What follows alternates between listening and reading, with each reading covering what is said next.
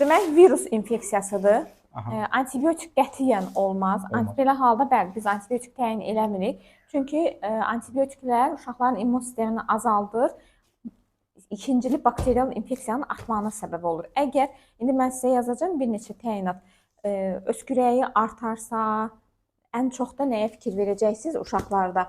Öskürən, indiki hal-hazırki öskürəyi boğazdan gələn öskürəkdir. Uşağın qabırğa arası nahiyələrinə baxacaqsınız. Əgər içəri çəkilmələr artar olarsa, bax burada bir çuxur var. Orada içəri çəkilmə olarsa, uşaq boğularsa, onda mənlə əlaqə saxlayacaqsınız.